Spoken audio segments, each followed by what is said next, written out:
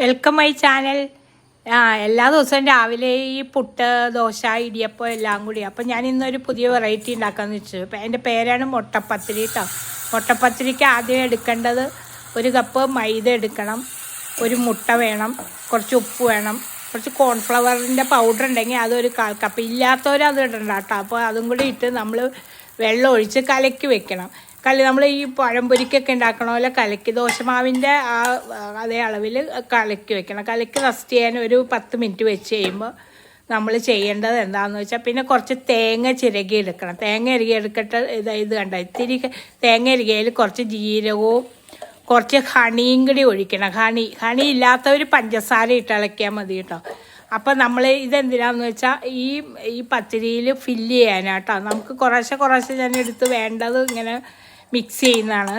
ഒരുമിച്ച് വേണമെങ്കിൽ മിക്സ് ചെയ്യുകയും ചെയ്യാം. അപ്പോൾ അത് മിക്സ് ചെയ്തിട്ട് നമ്മൾ ഈ പത്തിരിയിലേക്ക് നടുക്ക് വെച്ചിട്ട് ഇത് ചുരുട്ടി റോൾ ചെയ്തെടുക്കണം കേട്ടോ. ചൂടോടെ ആകുമ്പോൾ അങ്ങ് പൊട്ടും. ഒന്ന് ആറിയിട്ട് റോൾ ചെയ്യണമല്ല. അപ്പോൾ നമ്മുടെ കൈയും പൊള്ളാതിരിക്കുക. അങ്ങ് റോൾ ചെയ്ത് വെക്കുക. എന്നിട്ട് രാവിലെ ചായക്ക് കഴിക്കാൻ പെട്ടെന്ന് കുട്ടികൾക്ക് സ്കൂളിൽ പോകുമ്പോൾ ഉണ്ടാക്കി കൊടുക്കാൻ നല്ലൊരു സ്നാക്സാണ്. അവർക്ക് ടിഫിനായിട്ട് ബ്രേക്ക്ഫാസ്റ്റായിട്ടും കൊടുത്തയക്കാൻ നല്ലതാണ്. പെട്ടെന്ന് ഉണ്ടാക്കിയെടുക്കാം. നല്ലൊരു ഹെൽത്തി ഫുഡാണ്. എല്ലാവരും ശ്രമിക്കണം കേട്ടോ, ഉണ്ടാക്കാൻ ശ്രമിക്കണം. നമ്മൾ ഇത് പാനിലോട്ട് ഒഴിച്ചിട്ട് അങ്ങ് കറക്കി എടുത്താൽ മതി. കറക്കി എടുത്തിട്ട് ഇത് ഫില്ല് ചെയ്ത് തേങ്ങ ചെറുക്കിയതും ജീരകവും ഏലക്കായി പൊടിച്ചങ്ങ് ഇടുക. എന്നിട്ട് അതിനകത്തേക്ക് ഫില്ല് ചെയ്തിട്ട് ആവശ്യം പോലെ ഫില്ല് ചെയ്യുക. കുറച്ച് അധികം വേണമെങ്കിൽ അധികം വയ്ക്കാം. നമ്മൾ 1 സ്പൂൺ വേണമെങ്കിൽ 1 സ്പൂൺ അല്ലെങ്കിൽ 2 സ്പൂൺ ഇട്ട് ഫില്ല് ചെയ്തത് ഇങ്ങനെ അങ്ങ് റോൾ ചെയ്ത് വെച്ചാൽ മതി. ഇത്രേ ഉള്ളൂ കേട്ടോ. ഒന്ന് ആറിയിട്ട് റോൾ ചെയ്യണം. നല്ലത് അപ്പം തന്നെ റോൾ ചെയ്യുമ്പോൾ നമ്മുടെ കൈ പൊള്ളും.